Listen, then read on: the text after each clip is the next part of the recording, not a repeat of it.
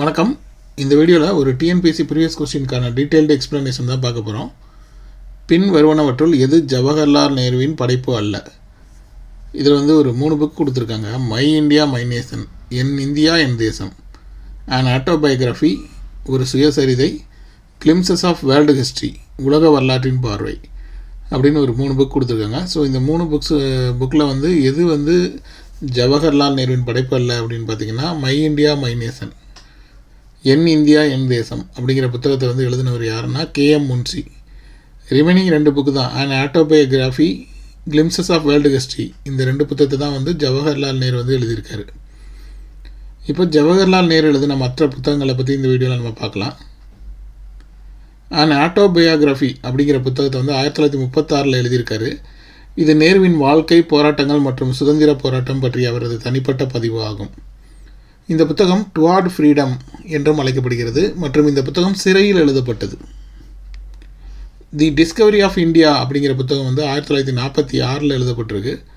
இந்தியாவின் வரலாறு, கலாச்சாரம் மற்றும் பாரம்பரியம் பற்றிய ஒரு சிறந்த படைப்பு ஆகும் இந்த புத்தகம் அகமத் நகர் கோட்டையில் சிறையில் இருக்கும்போது எழுதப்பட்டது.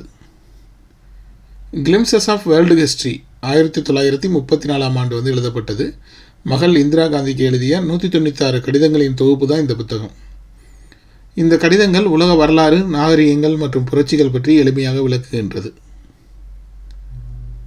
Letters from a father to his daughter, இந்த புத்தகம் 1929 எழுதப்பட்டிருக்கு.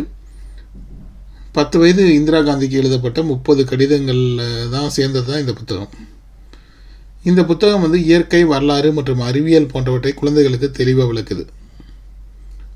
யூனிட்டி ஆஃப் இந்தியா 1941 இந்த புத்தகம் எழுதப்பட்டிருக்கு. இந்தியாவின் பன்முகத்தன்மையில் இந்தியாவின் அரசியல் ஒற்றுமையை பற்றி விவாதிக்கிறது. இந்த புத்தகம் இந்திய சுதந்திரத்திற்கு ஒற்றுமையின் அவசியத்தை வெளிப்படுத்துகிறது.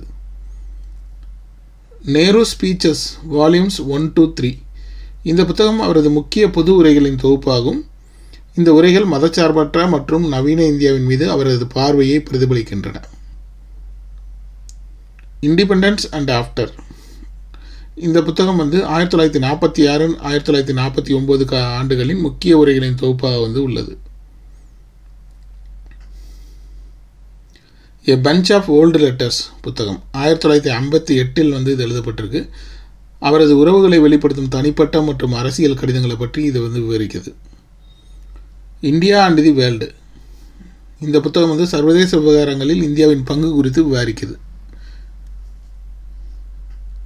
நேருவின் புத்தகங்கள் தனிப்பட்ட அனுபவங்களையும் வரலாற்று நிகழ்வுகளையும் ஒருங்கிணைக்கின்றன, இதனால் அவை தனித்துவமாக உள்ளன. Rational thinking and the importance of science, அவரது எழுத்துக்கள் தர்க்கபூர்வ சிந்தனை மற்றும் அரசியலின் முக்கியத்துவத்தை வலியுறுத்துகின்றன. மதச்சார்பின்மையை நேரு நம்பினார். இது அவரது புத்தகங்களில் மீண்டும் மீண்டும் பேசப்படும் கருவாக உள்ளது. அவரது புத்தகங்கள் இந்தியாவின் பழங்கால பாரம்பரியத்தையும் நவீன எதிர்கால கனவுகளையும் இணைத்து விளக்குகின்றன. இந்திய கலாச்சாரம் மற்றும் ஆன்மீகத்திற்கு நேருவின் ஆழமான பக்தி அவரது எழுத்துக்களில் தெரிகிறது. அவரது புத்தகங்கள் இந்தியா மற்றும் வெளிநாட்டு மொழிகளில் பரவலாக மொழிபெயர்க்கப்பட்டுள்ளன. நேருவின் எழுத்துக்கள் அறிவையும் பகுத்தறிவு சிந்தனையும் மதிக்க இளைஞர்களை ஊக்குவித்தன. அவரது புத்தகங்கள் வரலாற்று மற்றும் அரசியல் ஆய்வுகளுக்கு முக்கிய ஆதாரமாக கருதப்படுகின்றன. தி டிஸ்கவரி ஆஃப் இந்தியா புத்தகம் பின்னர் பிரபலமான தொலைக்காட்சி தொடராக மாற்றப்பட்டது. கிளிம்சஸ் ஆஃப் வேர்ல்டு ஹிஸ்ட்ரி உலக நிகழ்வுகளை சுவாரஸ்யமாகவும் எளிதாகவும் அறிமுகப்படுத்துகிறது. அண்ட் ஆட்டோபயோகிராஃபி புத்தகம் அவரது தனிப்பட்ட தியாகங்களையும் சிந்தனைகளையும் வெளிப்படுத்துகிறது. அவரது மகள் இந்திரா காந்திக்கு அறிவிட்ட நேரு தனது எழுத்துக்களை பயன்படுத்தினார். அவரது புத்தகங்கள் பொதுமக்கள் மற்றும் அறிவுஜீவிகள் இடையேயான இடைவெளியை நிரப்புகின்றன. தேசியத்துவமும் சர்வதேசத்துவமும் அவரது எழுத்துக்களில் இணைந்து காணப்படுகிறது.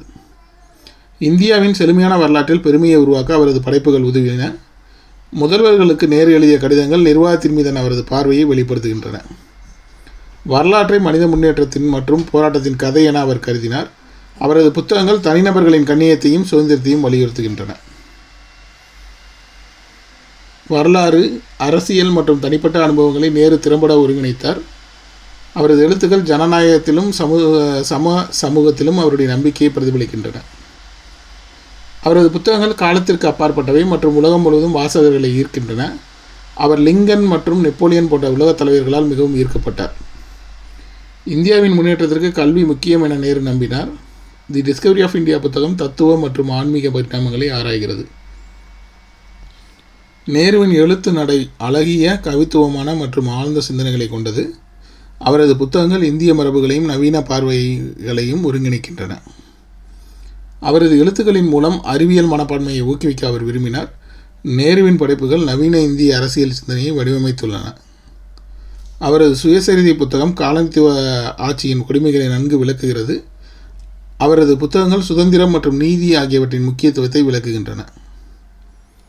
தி டிஸ்கவரி ஆஃப் இந்தியா புத்தகம் இந்தியாவின் கடந்த காலத்தையும் எதிர்கால கனவுகளையும் இணைக்கிறது. அவரது எழுத்துக்கள் அவரது தனித்துவத்தையும் தலைமைத்துவத்தையும் வெளிப்படுத்துகின்றன. வரலாறு மற்றும் அரசியல் மாணவர்கள் அவரது புத்தகங்களை பரவலாக படிக்கின்றனர். நேருவின் எழுத்தாளராக உள்ள பாரம்பரியம் அவரது தலைமைத்துவ பங்களிப்புக்கு இணையாக உள்ளது. நேரு ஒரு அரசியல் தலைவராக மட்டுமின்றி இலக்கிய மேதை என்பதையும் நிரூபித்தார்.